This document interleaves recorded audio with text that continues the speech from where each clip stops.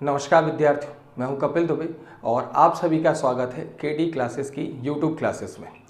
तो यहाँ पर हम बात करें तो अभी हम संविधान निर्माण की प्रक्रिया का अध्ययन कर रहे थे और जो हमारा पिछला लेक्चर था उसमें हमने ड्राफ्टिंग कमेटी यानी कि प्रारूप समिति के बारे में अध्ययन किया था।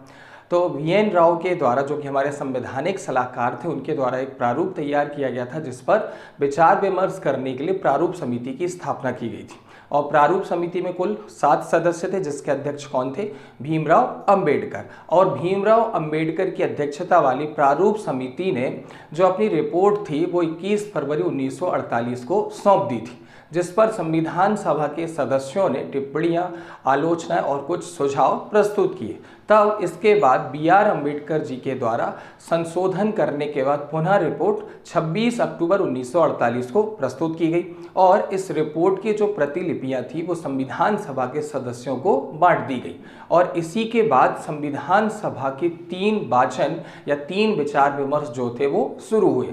तो आज की इस क्लास में या आज के इस लेक्चर में हम संविधान के वाचन के बारे में चर्चा करेंगे और आज हम संविधान निर्माण की जो प्रक्रिया है उसे समाप्त कर लेंगे। ठीक है, तो चलिए आज का लेक्चर शुरू करते हैं। तो ये प्रारूप समिति से ही शुरू होगा। तो यहाँ पर अगर हम देखें तो प्रारूप समिति के अध्यक्ष कौन थे? यहाँ पर मैं लिख देता हूं, प्रारूप समिति के अध्यक्ष कौन थे? बी.आर. अंबेडकर। और बी.आर. अंबेडकर जी ने कितनी तारीख को? 21 फरवरी 1948 को अपनी जो रिपोर्ट थी वो रिपोर्ट क्या करी? प्रस्तुत की।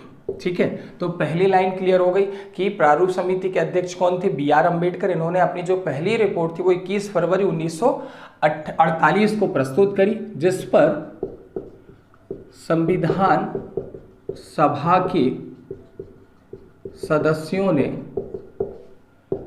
टिप्पणियां,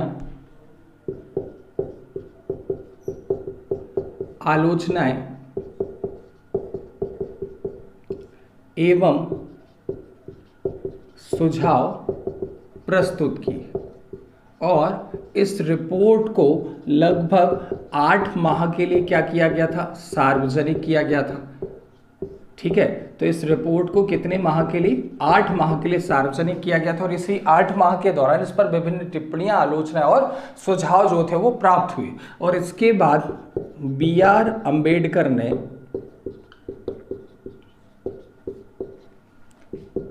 संशोधन कर पुनः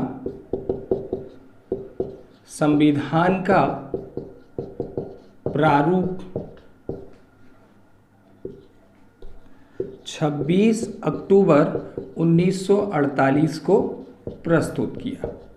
ठीक है, तो ये जो है, ये चैप्टर जो हम आज पढ़ने जा रहे हैं, इसको समझने के लिए आपको ड्राफ्टिंग कमेटी का नॉलेज होना चाहिए। तो जिन बच्चों ने ड्राफ्टिंग कमेटी का लेक्चर नहीं देखा, हम अपलोड कर चुके हैं, आप उसे देखें, तभी आपको आज का चैप्टर जो होगा वो समझ में आएगा।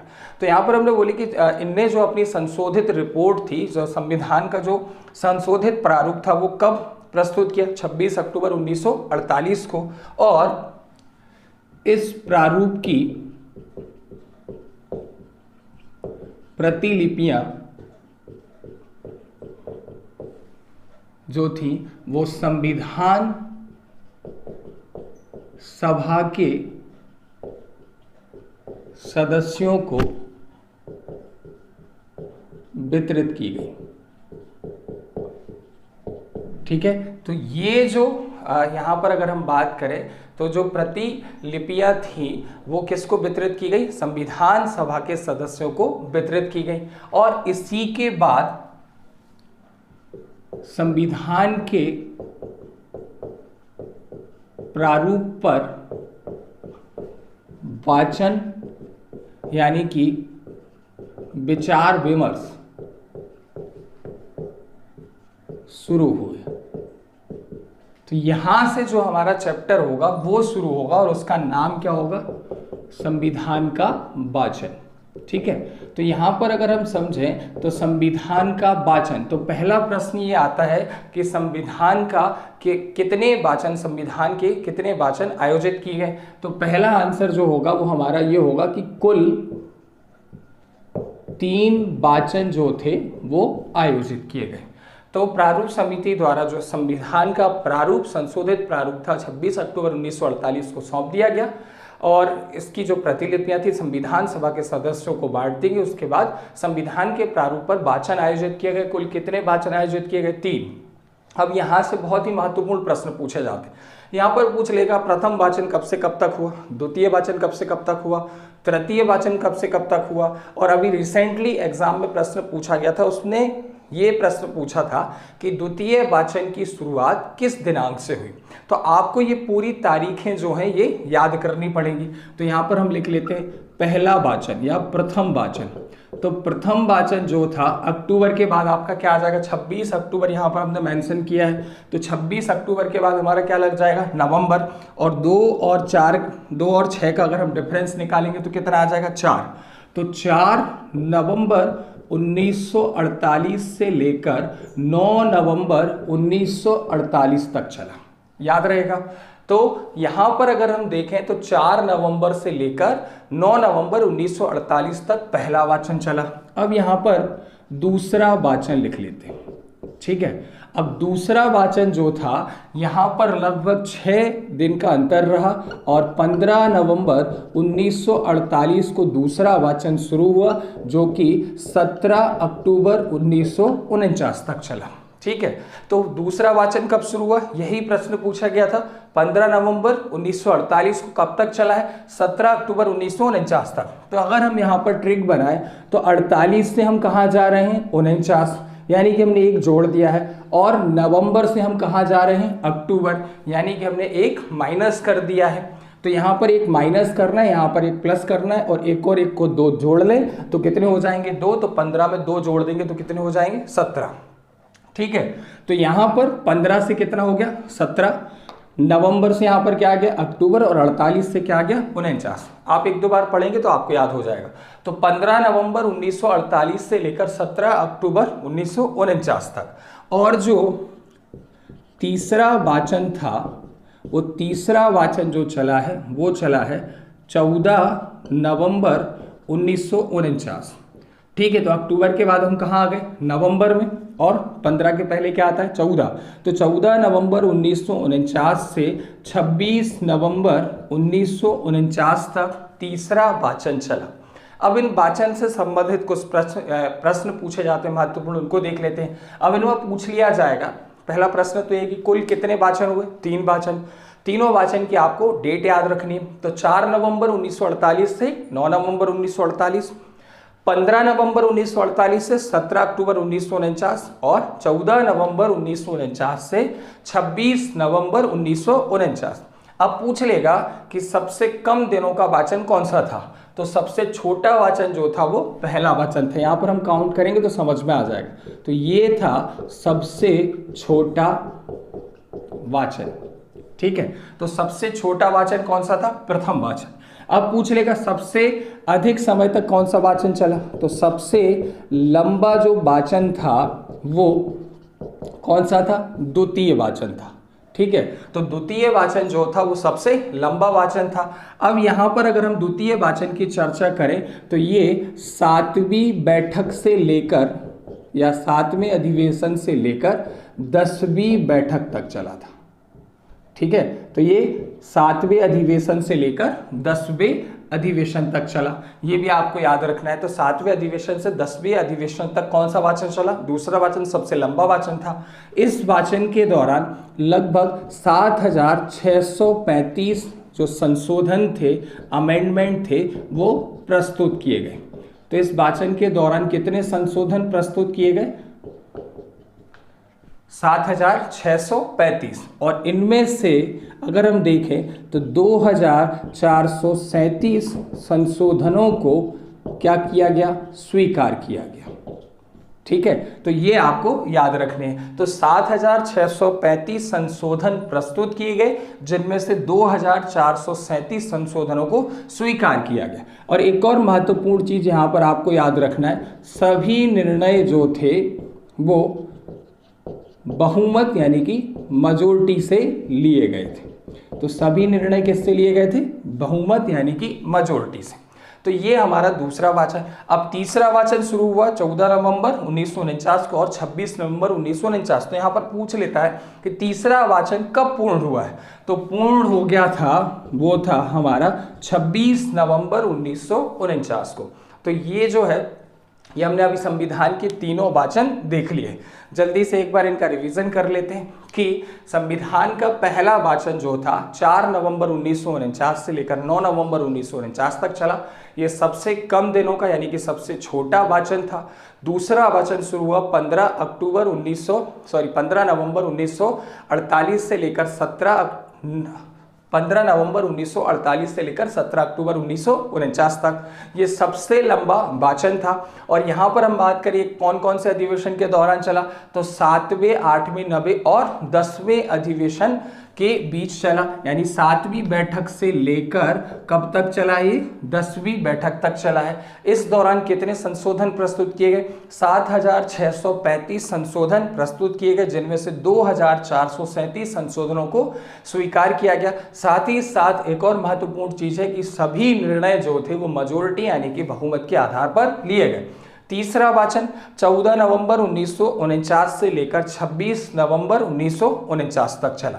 तो ये हमने संविधान के तीनों वाचन देख लिए।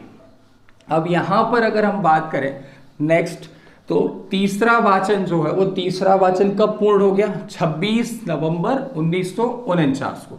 और ये तारीख जो है इतिहास में काफी ज्यादा महत्वपूर्ण है। तो यहां पर हम देखें तो 26 नवंबर 1949 को जो हमारा संविधान था वो हमारा संविधान बनकर तैयार हो गया। तो हमारा संविधान बनकर तैयार कब हो गया? 26 नवंबर 1949 को। तो ये तारीख जो है ये इतिहास में काफी महत्वपूर्ण है। अब अगर हम बात करें तो संविधान जो था बनना कब शुरू हुआ था? 9 दिसंबर 1946 को हमने देखा था संविधान सभा की पहली बैठक जो थी नई दिल्ली के केंद्रीय सभागार में आयोजित की गई थी। यानी 9 दिसंबर 1946 को संविधान निर्माण की प्रक्रिया की शुरुआत मानी जाती है और ये पूर्ण कब हुआ? 26 नवंबर 1949। तो अब यहाँ पर प्रश्न आता है कि संविधान बनने में, संविधान निर्माण में कुल कितने दिन का समय लगा? तो संविधान निर्माण में कुल समय जो था वो था 2 वर्ष 11 माह और 18 दिन। ये आपको याद रखना है। तो कितना है? 2 वर्ष 11 माह 18 दिन का हमें क्या लगा? समय लगा। ठीक है। तो संविधान निर्माण की प्रक्रिया 9 दिसंबर 1946 को शुरू हुई, पूर्ण हुई 26 नवंबर 1949 को। संविधान बनाने में कुल कितने दिन का समय लगा? तो 2 वर्ष 11 महीना और 18 दिन का समय लगा। अब पूछ लेता है कि संविधान निर्माण में कुल लागत कितनी आई? तो कुल लागत थी 63,96,729 रुपए। कितनी? 63,96,729 रुपए। और वो पूरा ना लिख के इसे किस में लिख के दे देता है? लगभग। तो लगभग कितना आ जाएगा? 64 लाख रुपए। तो संविधान बनाने में कितने की लागत आई है? 64 लाख रुपए की लागत आई। अब इतनी ज्यादा लागत उस समय हम बात कर रहे हैं 1949 में 64 लाख का खर्चा, यानी कि बहुत ज्यादा लागत आई। अब प्रश्न ये उठता है कि आखिर इतनी लागत क्यों आई? क्योंकि जो भारत का संविधान है वो विश्व का सबसे बड़ा लिखित संविधान है।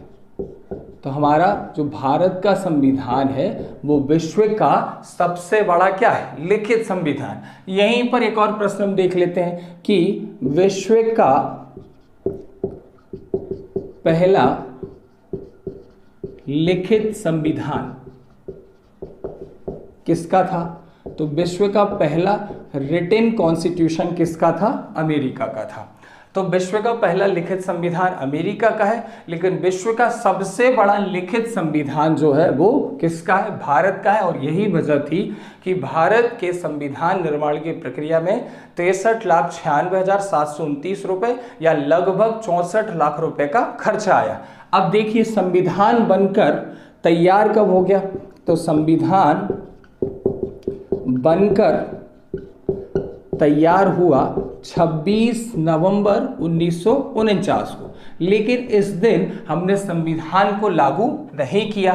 क्यों नहीं किया? उसके पीछे एक कारण है। इतिहास में एक घटना घटित हुई थी पंडित जवाहरलाल नेहरू से संबंधित, आगे अभी हम उसका अध्ययन करेंगे। तो 26 नवंबर 1949 को हमारा संविधान बनकर तैयार हो गया था और इसे हम विधि दिवस के रूप में सेलिब्रेट करते हैं।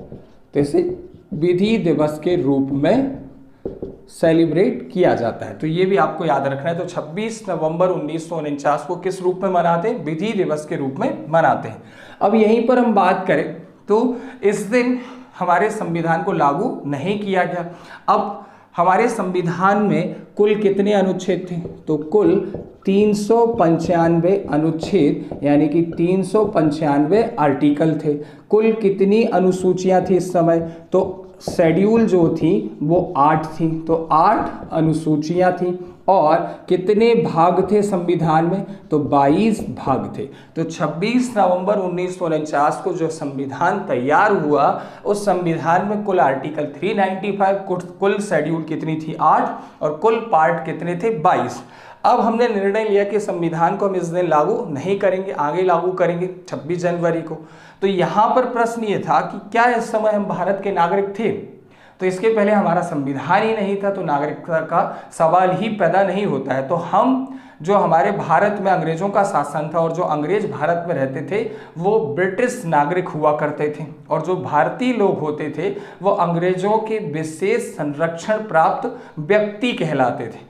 तो प्रश्न ये उठा कि सबसे पहले जब संविधान लागू आपको करना है तब आप करते रहे, लेकिन इस समय कम से कम नागरिकता से संबंधित आर्टिकल को क्या किया जाए? लागू किया जाए। और इसके साथ ही साथ कुछ और जो आर्टिकल थे आवश्यक थे उनको भी क्या कर दिया गया? लागू किया गया। तो यहाँ पर अगर हम देखें तो 26 नवंबर 1949 को कुल 15 अनुच्छेद जो थे वो लागू किए गए। ठीक है, ये आपको याद रखना है, ये पूछ लिया जाता है कि 26 नवंबर 1949 को कुल कितने अनुच्छेद लागू किए गए? तो कुल 15 अनुच्छेद लागू किए गए। तो पहले जब सरल प्रश्न पूछे जाते थे तब केवल यही पूछता था कि 26 नवंबर 1949 को कुल कितने अनुच्छेद लागू किए गए? 15। अब वो पूछ लेता है कि निम्नलिखित में से कौन सा अनुच्छेद 26 नवंबर 1949 को लागू किया गया या लागू नहीं किया गया। तो आपको ये 15 के 15 आर्टिकल जो है वो याद करने होंगे।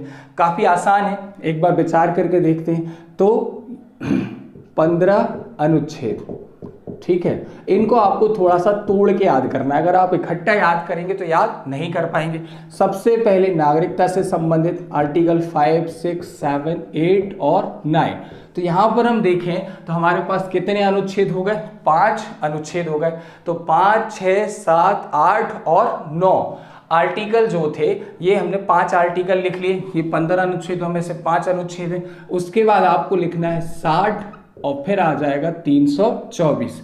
तो फिर 60 और 324, फिर उसके बाद 366, 367, 366, 367। उसके बाद 3 आर्टिकल आपको याद रखने, 379, 380 और 388, और अंत में आ जाएंगे 391, 392 और 393। तो अगर हम देखें तो हमने कुल कितने अनुच्छेद लिख लिए? कुल हमने 15 अनुच्छेद यहाँ पर लिख लिए। तो अब एक बार पूरा काउंट कर लेते हैं। 5, 6, 7, 8, 9, 60, 324, 366, 367, 379, 380, 388, 391, 392, 393। तो सबसे पहले आपको 5 आर्टिकल याद करने, 5, 6, 7, 8, 9, उसके बाद 2, 60 और 324, फिर उसके बाद 366, 367, उसके बाद 379, 380 एंड 388, उसके बाद 391, 392 एंड 393।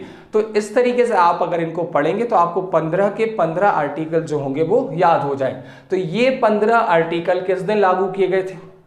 26 नवंबर 1949 को तत्काल प्रभाव से इन 15 आर्टिकल को क्या कर दिया गया था? लागू कर दिया गया था। तो ये हमने अभी तक जो बात करी, ये हमने संविधान निर्माण की बात करी कि संविधान निर्माण 9 दिसंबर 1946 को शुरू हुआ, निर्माण की प्रक्रिया 26 नवंबर 1949 को पूरी हुई, संविधान बनने में 2 वर्ष 11 माह 18 दिन का समय लगा, कुल 63,96,729 रुपए की लागत आई, लगभग 64 लाख रुपए की लागत आई। जब संविधान बनकर तैयार हो गया 26 नवंबर 1949 को, इस दिन इसे लागू नहीं किया गया, लेकिन 26 नवंबर 1949 को हम विधि दिवस के रूप में मनाते हैं और इस दिन 15 आर्टिकल तुरंत प्रभाव से लागू कर दिए गए। 5, 6, 7, 8, 9, 60, 324, 366, 367, 379, 380, 388, 391, 392 और 393। तो ये हमने यहाँ पर बात कर ली। और जो हमारा संविधान था उसमें 395 अनुच्छेद, 8 अनुसूचियां और 22 भाग थे। अब यहाँ पर हम कुछ और महत्वपूर्ण चीजें जो हैं वो हम समझते हैं, उसके बाद हम संविधान निर्माण की जो प्रक्रिया है उसको पूरा करेंगे।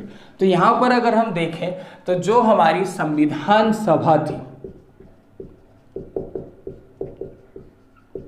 वो एक बहुदलीय निकाय थी, यानी इसमें सभी या बहुत सारे दलों के जो सदस्य थे वो शामिल हुए थे। जैसे हमने यहाँ पर देखा, इसमें अनुसूचित जाति, तो अनुसूचित जाति के सदस्य जो थे, अनुसूचित जाति के या इनकी सदस्य संख्या हम देखें तो अनुसूचित जाति के सदस्यों की जो संख्या थी वो कितनी थी? 26 थी। कितनी थी? 26। फिर अगर हम यहाँ पर अगर बात करें तो इनको एससी बोला जाता है। तो जो एससी कैटेगरी के मेंबर थे उनकी संख्या कितनी है? 26। अब अनुसूचित जनजाति की अगर हम बात करें तो अनुसूचित जनजाति की जो सदस्य संख्या थी वो सदस्य संख्या है 33। ये आपको याद रखनी है। तो एसटी के कितने मेंबर थे? एसटी के 33 मेंबर थे। एससी के कितने मेंबर थे? 26 मेंबर थे। फिर यहीं पर अगर हम देखें तो पूछ लिया जाता है कि क्या संविधान सभा में कोई एंग्लो इंडियन समुदाय या कम्युनिटी का कोई सदस्य था? तो हाँ, एक जो व्यक्ति थे वो एंग्लो इंडियन समुदाय के प्रतिनिधि के रूप में संविधान सभा में शामिल हुए थे। तो यहाँ पर अगर हम देखें तो आंग्ल भारतीय समुदाय या इन्हीं को बोला जाता है एंग्लो इंडियन। तो आंग्ल भारतीय समुदाय की तरफ से जो सदस्य थे उनका नाम है फ्रैंक एंथोनी। ये आपको याद रखना है, आजकल ट्रेंडिंग वाला प्रश्न है। तो संविधान सभा में जो एंग्लो इंडियन मेंबर थे उनका नाम क्या है? Frank Anthony. अब उसके बाद पूछ लेता है कि क्या कोई पारसी समुदाय का सदस्य था? तो पारसी समुदाय का भी सदस्य इसमें शामिल किया गया था। तो पारसी समुदाय के सदस्य कौन थे? पीएच मोदी। तो इसको आप नरेंद्र मोदी से याद रख सकते हैं कि नरेंद्र मोदी जो थे वो पारसी समुदाय के क्या थे? सदस्य थे संविधान सभा में, उस समुदाय से उनका रिप्रेजेंटेशन कर रहे थे। तो वहां से आपको याद आ जाएगा पीएच मोदी। तो पारसी समुदाय के रूप में कौन थे? उनका प्रतिनिधित्व कौन कर रहे थे? पीएच मोदी।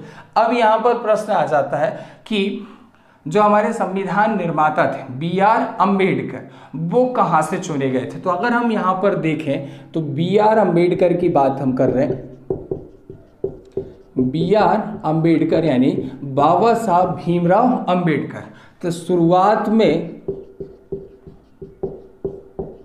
ये पूर्वी बंगाल से क्या चुने गए थे? सदस्य चुने गए थे। ठीक है। और ये प्रश्न जो होता है बहुत सारे लोग गलत करके आते हैं, क्योंकि आपकी जो प्यारी किताब है लूसेंट उसमें क्या लिखा हुआ है कि ये कहाँ के सदस्य थे? पूर्वी बंगाल। तो वो सही है, लेकिन अंतिम रूप से ये सदस्य पूर्वी बंगाल के नहीं रहे, इस वजह से वो आंसर गलत होता है। एमपीपीएससी 2016 में 3 नंबर में यह प्रश्न पूछा गया था और अधिकांशतः जो बच्चे थे वो इसे गलत करके आए थे। तो आज इसी को हम समझते हैं। तो जब B.R. अम्बेडकर का संविधान सभा में शुरुआती चरण में जब उनका चुनाव हुआ तो वो कहाँ से चुनाव जीते थे? पूर्वी बंगाल से। ठीक है, फिर आगे हमने देखा माउंटबेटन योजना लागू हुई और भारत का क्या कर दिया गया? विभाजन। और भारत विभाजन के बाद पाकिस्तान नया राष्ट्र बना और जो पूर्वी बंगाल था वो पूर्वी बंगाल कहाँ चला गया? पाकिस्तान में चला गया। और जब पूर्वी बंगाल पाकिस्तान में चला गया तो अब प्रश्न ये उठा कि B.R. अम्बेडकर जो थे वो हमारी संविधान सभा से क्या हो गए? बाहर हो गए। और वही प्रारूप समिति के क्या थे? सदस्य थे, अध्यक्ष थे, और वही हमारे संविधान का ड्राफ्ट भी तैयार किए थे, कर रहे थे उस समय। तो प्रश्न ये उठा कि किसको? B.R. अम्बेडकर जी को जो है वो हमें संविधान सभा का क्या बनाना है? सदस्य बनाना है। तो यहाँ पर अगर हम देखें तो बॉम्बे प्रेसिडेंसी है, बॉम्बे प्रेसिडेंसी, और बॉम्बे प्रेसिडेंसी की पूना संसदीय सीट थी। और पूना संसदीय सीट के जो सदस्य थे उनका नाम है M.R. जयकर। क्या नाम है इनका? M.R. जयकर।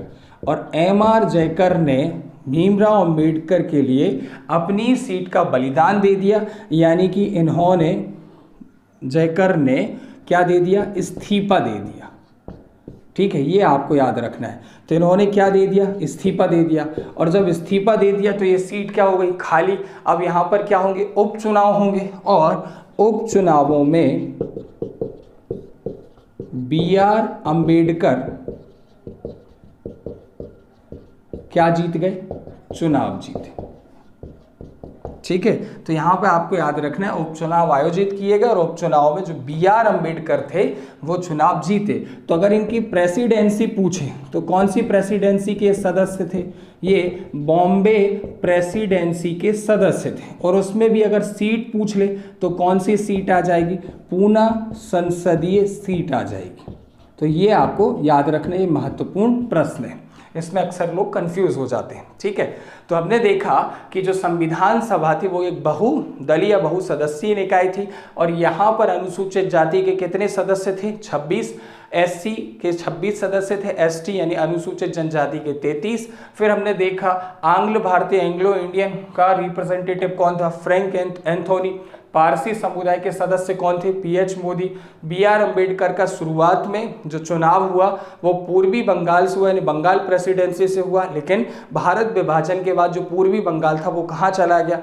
वो पाकिस्तान में चला गया। इस तरीके से B.R. अम्बेडकर जो थे वो संविधान सभा के सदस्य नहीं रहे। तब बॉम्बे प्रेसिडेंसी की पूना संसदीय सीट के सदस्य जो थे M.R. जयकर, उन्होंने इस्तीफा दे दिया। और जब इस्तीफा दे दिया तो उपचुनाव आयोजित हुए, और उपचुनाव यानी बाय इलेक्शन में B.R. अम्बेडकर जो थे वो चुनाव जीत गए और वो बॉम्बे प्रेसिडेंसी की पूना संसदीय सीट से संविधान सभा के अंतिम रूप से क्या रहे? सदस्य रहे। इसलिए आपका आंसर जो होता है वो क्या होता है? बॉम्बे प्रेसिडेंसी, क्योंकि अंतिम रूप से सदस्य ये किसके रहे? बॉम्बे प्रेसिडेंसी के। शुरुआत में ये किससे चुनकर आए थे? पूर्वी बंगाल से जीत कर आए थे। अब यहाँ पर एक और महत्वपूर्ण प्रश्न, 2016 मेंस में बहुत सारे प्रश्न जो थे वो इस चैप्टर से आए थे। आप चाहें तो प्रश्न पत्र उठा के देख लीजिएगा तो आपको समझ में आ जाएगा। तो अब यहाँ पर प्रश्न आया था कि जो हमारी संविधान सभा थी, संविधान सभा में कुल महिलाएं कितनी थी?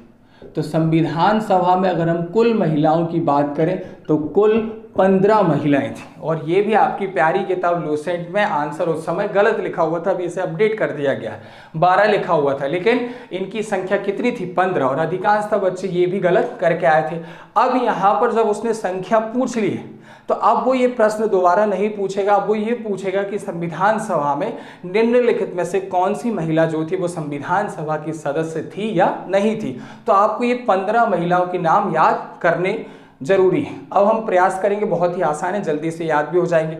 तो गांधी जी की खास जो थी, 2 महिलाएं बहुत खास थी जो गांधी जी के साथ राष्ट्रीय आंदोलन में हमेशा साथ साथ दिखाई देती हैं। एक का नाम है स्वचेता कृपलानी। क्या नाम है? स्वचेता कृपलानी। और दूसरी का नाम है सरोजनी नायडू। ठीक है, तो ये दो नाम आपको याद हो गए होंगे, कौन कौन, स्वचेता कृपलानी और सरोजनी नायडू। उसके बाद अगर हम देखें तो आपने विजया लक्ष्मी पंडित का नाम सुना होगा, और ये हमारी संयुक्त राष्ट्र संघ की पहली अध्यक्ष भी थी। तो यहाँ से हम याद रखें विजया लक्ष्मी पंडित। फिर उसके बाद राजकुमारी अमृता कौर, कौन आ गई, राजकुमारी अमृता कौर, ये भारत की पहली महिला थी जो केंद्रीय मंत्री बनी। तो ये देखिए 4 नाम हमने बड़े आसानी से लिख लिए। सबसे पहले स्वचेता कृपलानी, सरोजनी नायडू, उसके बाद विजया लक्ष्मी पंडित और राजकुमारी अमृता कौर। अब यहाँ पर अगर हम देखें तो दुर्गाबाई, कौन है, दुर्गाबाई, तो ये आपको जबलपुर से याद रखना है। जबलपुर में रानी दुर्गावती थी, तो वहां से याद रख लेना है। RDV यूनिवर्सिटी, रानी दुर्गावती विश्वविद्यालय, तो कौन, दुर्गाबाई। दुर्गा, या जब भी आप दुर्गा देवी को देखते हैं तो आप उनको ध्यान में रखते हुए याद रखें कि संविधान सभा में एक देवी थी या एक भगवान थे जिनका नाम क्या था, दुर्गाबाई। ठीक है, फिर दुर्गाबाई के बाद हमने एक खिचड़ी नामक पिक्चर देखी है, उसमें हंसा रहती है, तो वहां से आप याद रख लें हंसा मेहता। तो आपको यहाँ पर ऐसी जोड़ी बनानी, जोड़ी बनाते जाइए और याद करते जाइए। तो पहली जोड़ी थी स्वचेता कृपलानी और सरोजनी नायडू, दूसरी जो है विजया लक्ष्मी पंडित और राजकुमारी अमृता कौर, दुर्गाबाई और हंसा मेहता। अब हम जो जोड़ी बनाएंगे उसमें चौधरी चौधरी लेंगे। ठीक है, तो यहाँ पर अगर हम चौधरी की बात करें तो एक का नाम है मालती चौधरी,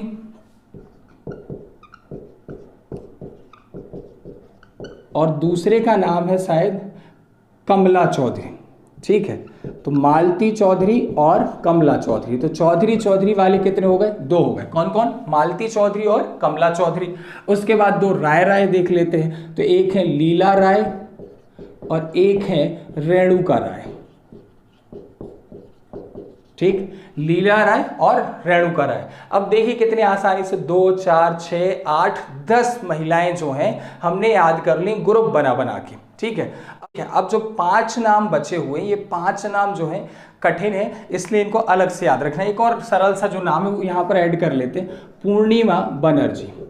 तो हमारे पास 4 जो हैं वो कठिन नाम बचेंगे, पूर्णिमा बनर्जी। ठीक है, ये आपको याद रखने। तो ये टोटल अगर हम गिने तो अभी कितने हो गए, 11। अब इसके बाद यहाँ पर एक बहुत ही महत्वपूर्ण नाम है जिनका नाम है दक्ष यानी बेलायुधन। ठीक है, क्या लिखा है, दक्ष यानी बेलायुधन। ये पूछा गया है एक बार इसलिए महत्वपूर्ण है। उसके बाद अगर हम यहाँ पर देखें तो अम्मू स्वामीनाथन, कौन है, अम्मू स्वामीनाथन। अम्मू स्वामीनाथन के बाद बेगम एजाज रसूल, बेगम एजाज रसूल, और बेगम एजाज रसूल के बाद एक आखिरी नाम हमारा बचा है एनी मस्करीनी। ठीक है, तो इस तरीके से अगर हम ये देखें तो हमने टोटल कितने नाम याद कर लिए, 15 नाम।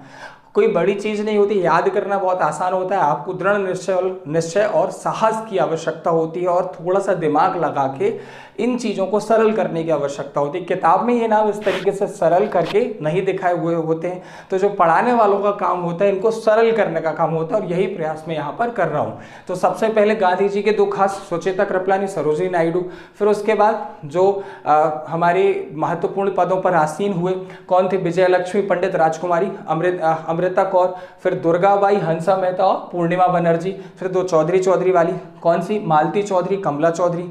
फिर लीला राय और रेणुका राय, राय राय वाले 2, चौधरी वाले 2। फिर 4 ये कठिन है, दक्ष यानी बेलायुधन, अम्मू स्वामीनाथन, बेगम एजाज रसूल और एनी मस्करी।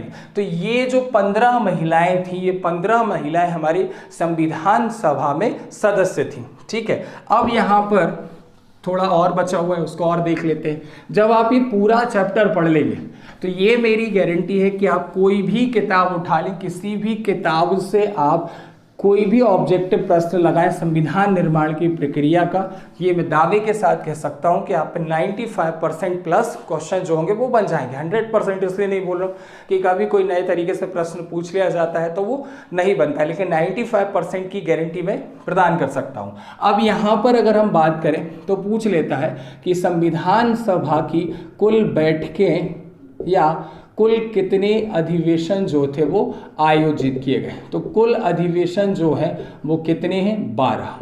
ठीक है, अब इनके हम बारे में अभी चर्चा करेंगे। कुल 12 अधिवेशन आयोजित किए गए और यहाँ पर पूछ लेगा कि पहली बैठक या पहला अधिवेशन कब से कब तक चला। तो पहला अधिवेशन जो चला था हम पहले ही पढ़ चुके, 9 दिसंबर से 23 दिसंबर 1946 तक। तो 9 दिसंबर 1946 से 23 दिसंबर 1946 तक। फिर पूछ लेता है अंतिम बैठक कब हुई। तो अंतिम बैठक जो थी वो 14 जनवरी से लेकर 24 जनवरी 1950 तक चली है। ठीक है, तो 14 जनवरी 1950 से लेकर 24 जनवरी 1950 तक। अब पूछ लेता है कि संविधान निर्माण के लिए कुल कितनी समितियों की स्थापना की गई। तो कुल जो समितियां हैं इनकी संख्या कितनी है, 22। तो कुल 22 समितियां जो थी वो बनाई गई थी। अब उसके बाद नेक्स्ट देखें, पूछ लेता है कि बैठक जो थी, बैठक के कुल दिन, कि बैठक कुल कितने दिन आयोजित की गई। तो बैठक जो है 165 दिन आयोजित की गई। फिर पूछता है कि बहस कितने दिन तक की गई। तो बहस 114 दिन तक इस पे क्या की गई, बहस की गई। तो ये दो महत्वपूर्ण प्रश्न हैं। तो बैठक में हमने केवल उन्हीं दिनों को काउंट किया जिस दिन बैठक का आयोजन किया गया। तो बैठक के कुल दिन कितने थे, 165 दिन। कुल बहस कितने दिन हुई है, 114 दिन। कुल समितियां थी 22। पहली बैठक 9 दिसंबर 1946 को शुरू हुई, 23 दिसंबर 1946 तक चली। अंतिम बैठक 14 जनवरी से लेकर 24 जनवरी 1950 तक चली है। अब अगर हम यहाँ पर देखें, इसी लाइन को हमें उठाना है, तो हमने क्या लिखा, 24 जनवरी 1950 की अगर हम बात करें तो 24 जनवरी 1950 को संविधान सभा के 284 सदस्यों ने संविधान पर हस्ताक्षर कर इसे पारित किया। तो 3 तरीके के प्रश्न हो गए। संविधान बनकर कब तैयार हुआ, 26 नवंबर 1949 को। संविधान पर हस्ताक्षर या संविधान को पारित कब किया गया, 24 जनवरी 1950 को। ठीक है, अब यहां पर पूछ लेता है कि कुल कितने सदस्यों ने संविधान पर हस्ताक्षर करे। तो 299 कुल सदस्य थे। इन 299 में से 284 सदस्य उपस्थित थे।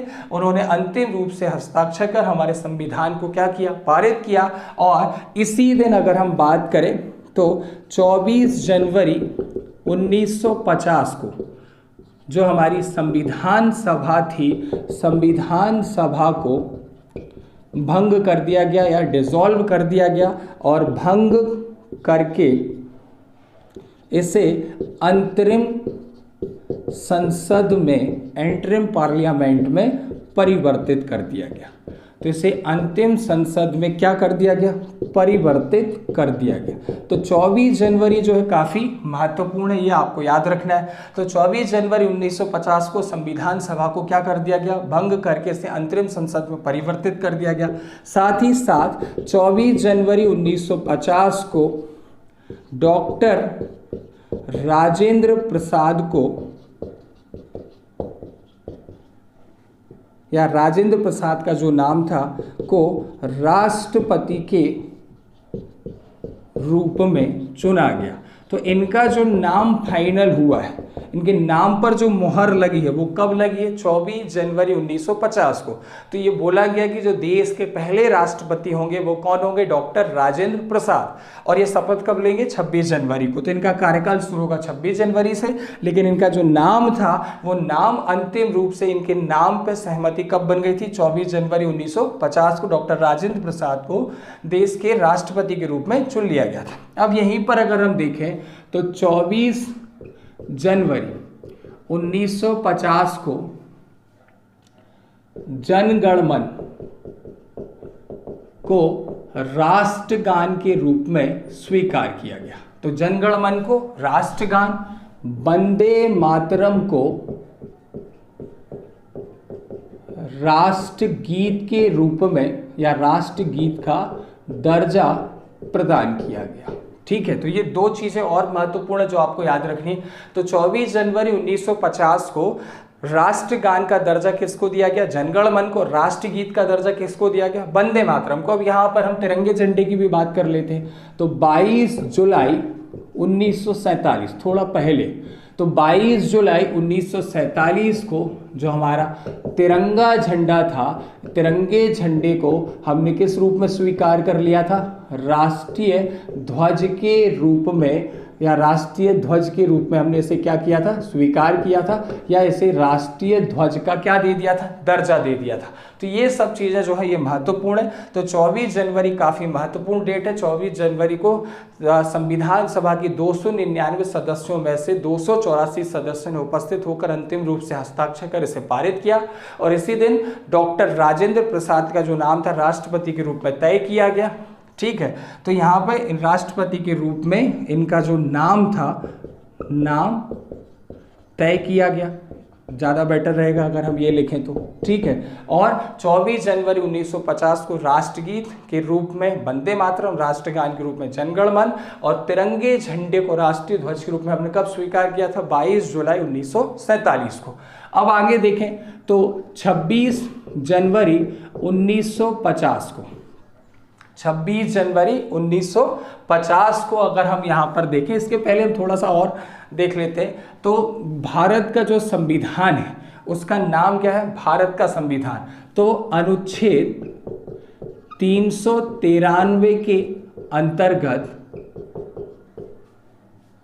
भारतीय, या यहाँ पर अगर हम बात करें तो संविधान का एक संक्षिप्त नाम, यहाँ हमारे संविधान को संक्षिप्त नाम प्रदान किया गया, वो है कॉन्स्टिट्यूशन ऑफ इंडिया, या भारत का संविधान नाम प्रदान किया गया। तो ये जो महत्वपूर्ण चीज़ है, ये बहुत ही कम लोग बताते हैं कि हमारे भारत के संविधान का जो नाम है वो क्या है? भारत का संविधान, कॉन्स्टिट्यूशन ऑफ इंडिया। किस आर्टिकल के अंतर्गत ये नाम प्रदान किया गया? तो आर्टिकल 393 और अनुच्छेद 394 के तहत 26 जनवरी 1950 को संविधान जो था इसे लागू कर दिया गया। तो संविधान को क्या कर दिया हमने? लागू कर दिया। अब संविधान लागू हो गया और इस दिन को हम गणतंत्र दिवस यानी कि रिपब्लिक डे के रूप में मनाते हैं। तो फिर गणतंत्र दिवस के रूप में मनाते हैं। अब यहीं पर एक और चीज़ देख लेते हैं, रिपब्लिकन सिस्टम यानी गणतंत्रात्मक व्यवस्था। अभी हम आगे देखेंगे संविधान के स्रोत, तब हम इसकी बात करेंगे। तो गणतंत्रात्मक व्यवस्था जो है ये हमने किस देश से लिए? एडॉप्ट करिए, फ्रांस से ग्रहण किए। ठीक है, तो ये आपको याद रखना है। तो जो गणतंत्र दिवस का कॉन्सेप्ट, गणतंत्रात्मक रिपब्लिकन सिस्टम का कॉन्सेप्ट, वो हमने कहाँ से लिया? फ्रांस से। तो ये हमने बात कर ली कि जो हमारा संविधान था 26 नवंबर 1949 को बनकर तैयार हो गया, लेकिन इसे लागू कब किया गया? 26 जनवरी 1950 को। तो यहाँ पर अभी कुछ बच्चों के मन में प्रश्न उठ रहे होंगे कि सर ने तो बताया नहीं कि जब बनकर तैयार हो गया था 26 नवंबर को, तो इसे लागू कब किया गया 26 जनवरी को? इसके पीछे की क्या कहानी है?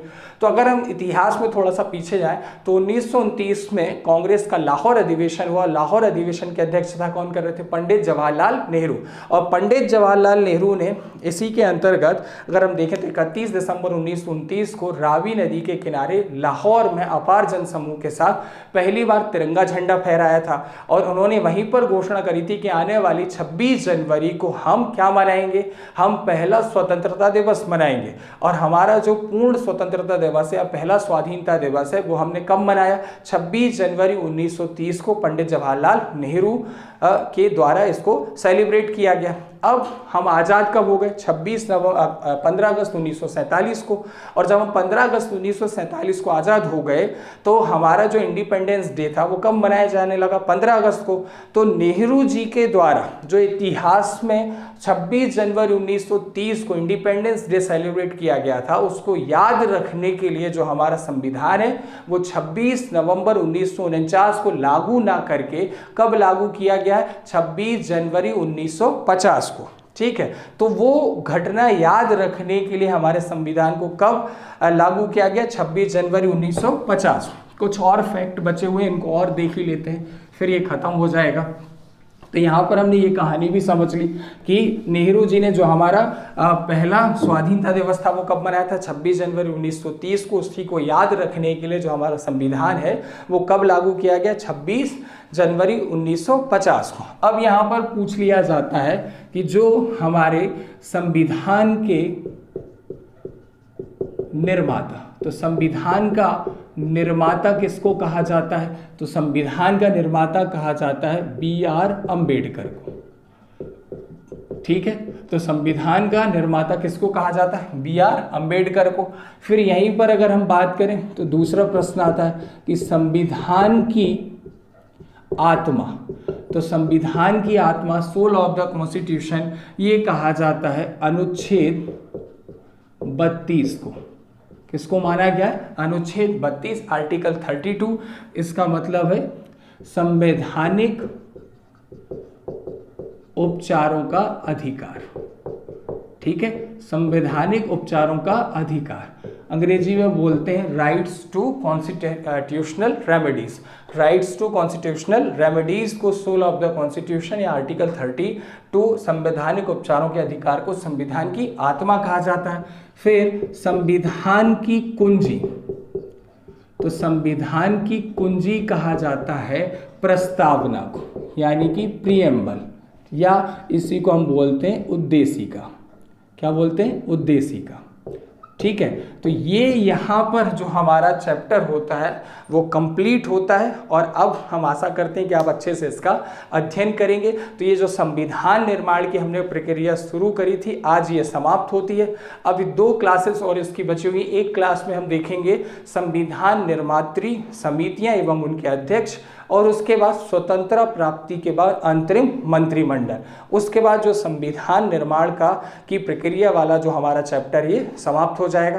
तो आशा करते हैं कि आप अच्छे से अध्ययन करेंगे, याद करेंगे, नोट्स बनाएंगे, ऑब्जेक्टिव प्रश्न लगाएंगे। अगर आपको कोई भी डाउट होता है तो आप कमेंट बॉक्स में हमसे प्रश्न पूछ सकते हैं, आपके हर डाउट का निदान किया जाएगा। तो यूं ही हमारे साथ जुड़े रहिए, केडी क्लासेस को देखते रहिए। धन्यवाद।